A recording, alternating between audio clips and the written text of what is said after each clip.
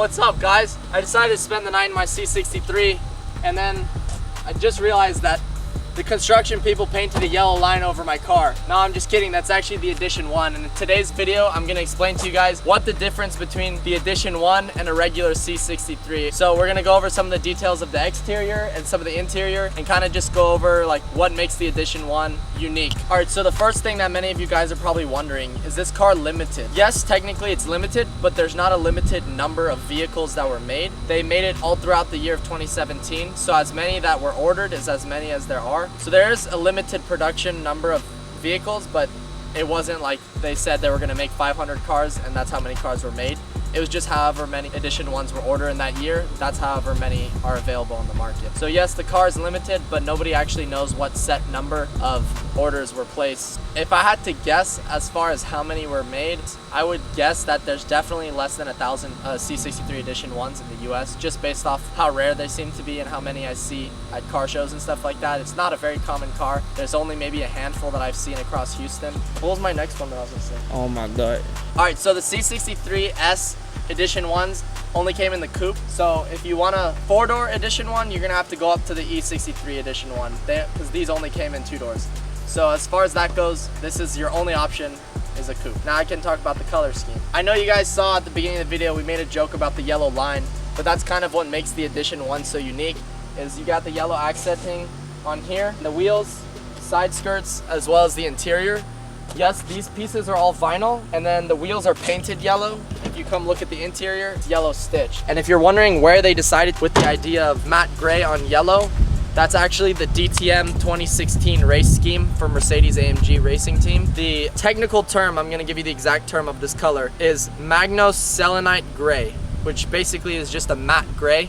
So no, this is not a wrap, this is actually a paint from factory. So one more thing I wanted to mention before we go further is that all of these options we're discussing in the video are all standard options on the Edition 1 C63s. So pretty much everything exterior and cosmetic that you see is how it comes. You can't option it with or without any of this.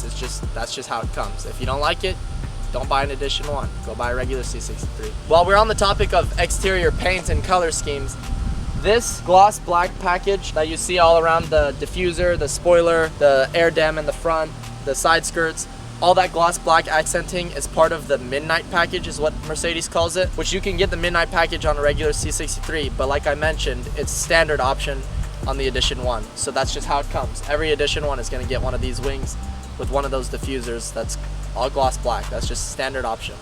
This is another kind of cool thing that comes with the Edition 1 is the forged performance wheels for the front and the rear. You get double staggered, so meaning it's skinnier in the front and wider in the back, and then the fronts are 19-inch rims and the rears are 20-inch rims. So these are the performance rims that you can get on a regular C63 as well, but they come standard on the Edition 1. If you look a little closer to the wheels, you can actually see right inside here the orange caliper, the bronze color, that signifies that they're the carbon ceramic calipers, which is another standard option on the Edition 1. You can get carbon ceramics on a regular C, but all of the Edition 1s came with the carbon ceramics. And a lot of people complain that the carbon ceramics might be squeaky or not that good for daily driving. These haven't been that bad for daily driving, just on the street. They don't give me that much inconvenience, but I do know that a lot of carbon ceramics from other performance vehicles do seem to squeak. If you want them to bite the way they're meant to bite, you have to get them up to temp, which is usually just, you can't really do that unless you're on track. You just aren't gonna be on the brakes that hot on the street. If you are, you're probably running from the cops or something, so I don't advise that. The brakes are really cool. It is kind of a little bit peeve of mine that it's not the same color of like yellow. It's kind of a bronze to a yellow, and I don't know if I like that or not. I do think the bronze looks cool. It's just with the yellow right next to it, it kind of clashes with it in my opinion. Maybe Mercedes could have done a different color, but it's definitely a cool feature to have carbon ceramics on the car because they are lighter, they do handle the track temps better, and they're just the overall better brake for performance. So now we're gonna move to the engine and talk about the heart of the vehicle. So to many of you guys' possible surprise, this is actually the exact same engine of a regular C63s. If I can find the hood latch, give me a second. There we go. All right, so you get the same 4-liter bi-turbo V8 that pushes out about just over 500 horsepower and around 520 pound-foot of torque. And that's the same 4-liter V8 bi-turbo that they're using in the regular C63. It's just the S gets a little bit better tuned, so you get a little bit more power out of it. So between this Edition 1 and a standard C63S, exact same engine, same horsepower, same 0 to 60s, same numbers with everything. So there's no difference as far as engine goes. Paired to that V8 twin turbo is going to be a 7-speed multi-clutch transmission.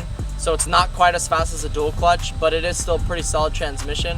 However, if I had to compare the M transmission, their dual clutch, versus the AMG, I would definitely hands down take the M dual clutch. It's much faster, much more like snappy and responsive. Just a more aggressive transmission, but I will give it that it is smoother for daily driving. I hear the biggest difference is on the downshifts. Yeah, the downshifts are much more snappy on the dual clutch of the M3. Now we're gonna hop inside the car and just kind of talk about some numbers and performance specs and just kind of cruise around for a little.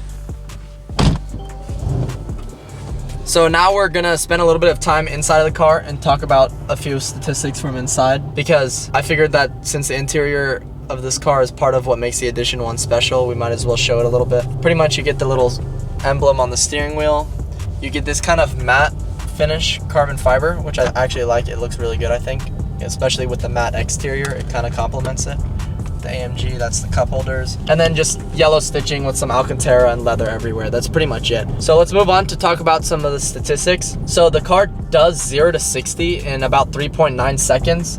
While it's not that consistent to do 0 to 60, given because it's rear-wheel drive, it can get 3.9 on like ideal conditions. And then as far as top speed goes, it's limited to 155, but if you remove the limiter, then people say that you can get it past 180. They say 183, 184 is what it's estimated around. It's pretty quick as far as acceleration goes, but you can definitely feel the weight of the car. You definitely feel the weight when you're accelerating, turning, everywhere, braking, which is why it's nice to have those big calipers on this car. One thing that I hate about all the AMGs is this shifter stock.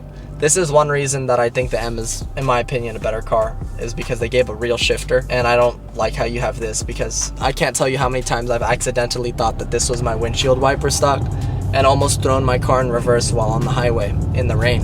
So that could possibly be dangerous. I don't know if there's some sort of safety thing that blocks you out from doing that. I hope the Germans thought that one through. I think they did.